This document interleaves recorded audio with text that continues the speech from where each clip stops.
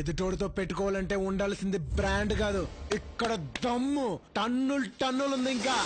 So let's we talk about the movie story, screenplay and dialogues. Film की कहानी के बारे में अगर हम बात करेंगे तो फिल्म की कहानी शुरू होती है एक मुस्लिम मोहल्ले से, जहां की कुछ औरतें एक वकील के पास ये कंप्लेन लेकर आती है कि जो जमीन स्कूल के लिए अलॉट की गई है उस जमीन पर नाजायज कब्जा हो गया है मसूद पहलवान का। जैसे ही मसूद पहलवान का नाम वकील सुनता है वो केस लेने से इनकार कर देता है और साथ ही साथ उन्हें यह भी बताता है कि अगर इस केस के बारे में कोई लड़ सकता है तो वो है श्रीपति। Shripati played by Srikanth. श्रीकांत का भतीजा है गणा प्लेड बाई अल्लू अर्जुन। ये दोनों उस मुस्लिम मोहल्ले में जाकर मसूद पहलवान की जम के पिटाई करते हैं और वो जगह खाली कराते हैं। गणा और श्रीपति ये दोनों अपनी जिंदगी में मस्त मलंग रहते हैं और गणा के पिता जो कि आईएएस चीफ सेक्रेटरी है उम्मापति प्लेड बाय जयप्रकाश, वो चीफ मिनिस्टर आईएएस ग्रुप के अंदर काम करते हैं और वो इस बात से नाराज है कि उनका बेटा गणा मिलिट्री ट्रेनिंग लेने के बावजूद, कई मेडल्स जीतने के बावजूद भी वो कोई भी काम ढंग से कर नहीं पाता। इस बीच गणा की मुलाकात MLA Divya played by Catherine Tresa से होती है और पहली नजर में वो उसे चाहने लगता है और उससे फ्लर्ट करने नत नए तरीके अपनाता है। कैथरीन भी उसे थोड़ा बहुत साइड देती है, लेकिन उसके लिए सबसे अहम है पॉलिटिक्स। और इस बीच गांव के कुछ लोग उम्मापति से मिलने आते हैं। साई कुमार प्लेड बाय जयप्रकाश, वो उन्हें बताते हैं कि गांव में हजारों लोगों की फैमिली इस वक्त बहुत परेशानी में है क्योंकि वहां पाइपलाइन की बदौलत धनुष प्लेड बाय आदि जो कि चीफ मिनिस्टर का बेटा है और जबरदस्ती गांव वालों से अपनी जमीन हथिया रहा है। ये इस बात का पता उम्मापति को चलता है, लेकिन वो कुछ भी नहीं कर सकते आईएएस होने के बावजूद, क्योंकि कोई भी मिनिस्टर के आगे छोटा होता है। अब यहां सिटी में अगर कहानी की बात करेंगे तो सिटी में कहानी फिर एक नया मोड़ लेती है, जहां कॉलेज की एक लड़की के साथ एक बिजनेस टाइकून का लड़का रेप करता है और वो लड़की मर जाती है। लड़की के माता पिता एमएलए दिव्या के पास पहुंचते हैं और शिकायत करते हैं और इंसाफ चाहते हैं। एमएलए दिव्या कोर्ट में केस को दोबारा चालू करवाती है। वहां वकील ऐन मौके पर केस छोड़कर चला जाता है। इस बीच श्रीपति उस केस को अपने अंडर में लेता है और जब कोर्ट में जब केस की सुनवाई शुरू होती है तब बिजनेसमैन की तरफ से जो वकील अपॉइंट किया जाता है वो बड़ी ही बेइज्जती के साथ उस लड़की को भरी अदालत में बदनाम करता है और ये प्रूफ करता है कि वो लड़की का जब रेप हुआ था उस वक्त वो 6 महीने पहले से प्रेग्नेंट थी।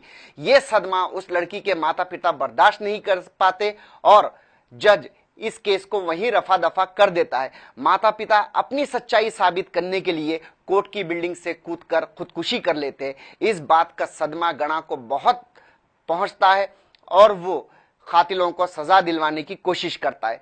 तब एक चीज सामने आती है कि उस बिल्डर के पीछे अगर कोई है तो वो धनुष है। धनुष कौन है? जब वो ये जानने की कोशिश करता है तब उसे पता चलता है कि धनुष कोई मामूली आदमी नहीं है बल्कि वो चीफ मिनिस्टर का बेटा है। इस बीच वो गांव के लिए जब रिश्ते की बात करने के लिए जाता है तो वहां महालक्ष्मी प्लेड बाय रकुल प्रीत से मुलाकात होती है।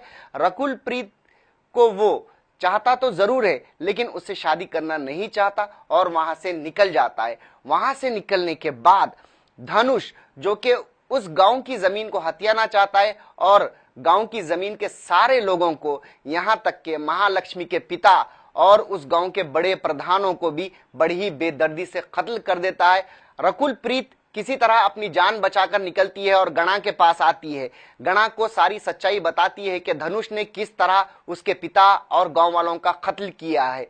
गणा ये सारी चीजें सुनने के बाद वो ये ठान लेता है कि वो किसी भी तरह से धनुष को सबक जरूर सिखाएगा और इस तरह कहानी अपने सेकेंड हाफ की तरफ बढ़ती है।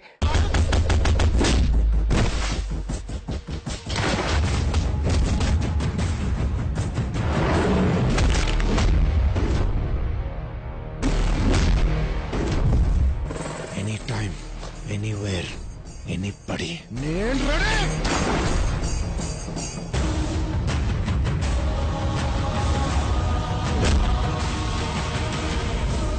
सेकेंड हाफ में कैसे गणा धनुष के पीछे पड़ता है, धनुष को यहां तक कि वो मारने की कोशिश भी करता है, तब रकुल प्रीत गणा को यह बताती है कि धनुष को इतनी आसानी से नहीं मारना चाहिए, क्योंकि जितनी बेदर्दी से उसने उसके पिता का और गांव वालों का कत्ल किया है, उतनी ही बेदर्दी से और सरेआम पब्लिक के बीच नंगा करके उसके पिता चीफ मिनिस्टर और उसकी दोनों की छवि प्रेस में लाकर खराब करनी चाहिए, फिर उसे मारना चाहिए। यही उसके लिए सही बदला होगा।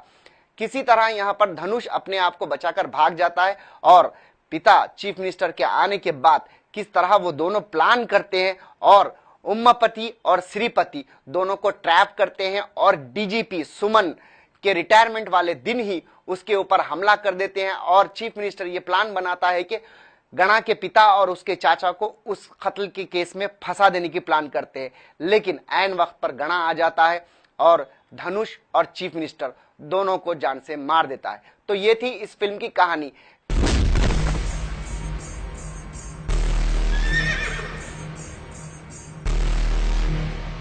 फिल्म की स्क्रीन प्ले और डायलॉग्स की अगर हम बात करेंगे तो इस फिल्म का स्क्रीन प्ले और डायरेक्शन दिया है बोयापटी श्रीनु, जिन्होंने बहुत ही बढ़िया हिट फिल्म लीजेंड बनाई थी।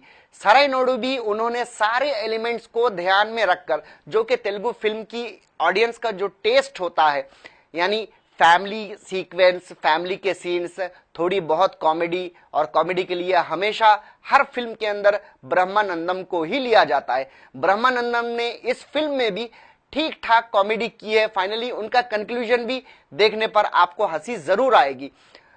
साथ ही साथ एक्शन, और दोनों हीरोइंस को, कैथरीन ट्रेसा और रकुल प्रीत को एज यूजुअल तेलुगु फिल्मों में हीरोइन सिर्फ गाने और कुछ सीन्स के लिए ही यूज की जाती है। इस फिल्म में भी दोनों को उतना ही काम लिया गया है जितना कि उनका रिक्वायरमेंट होता है। ओवरऑल इस फिल्म में छाए रहे गणा, प्लेड बाय अल्लू अर्जुन। अल्लू अर्जुन ने अपने कैरेक्टर को बहुत ही दमदार तरीके से निभाया है। उनका एक्शन, और इस फिल्म में एक्शन दिया है राम लक्ष्मण ने। इन दोनों का एक्शन बहुत ही बढ़िया और बहुत ही फैंटास्टिक है। साथ ही साथ सिनेमाटोग्राफी रोशन पंजाबी की भी फैंटास्टिक कही जा सकती है। सोने पे सुहागा इस फिल्म का कुछ है तो वो है म्यूजिक। एस थमन ने इस फिल्म में बहुत अच्छा म्यूजिक दिया है। सेकेंड हाफ के अंदर आइटम सॉन्ग में आपको अंजलि, ब्लॉकबस्टर सॉन्ग में थिरकती नजर आएगी, जो आपका दिल बहलाने के लिए बहुत अच्छा गाना साबित होगा। तो ये था सराय नोडु का रिव्यू। एटीटीवी नेटवर्क इस फिल्म को देता है 3 स्टार। सो कीप वॉचिंग एटीटीवी, जो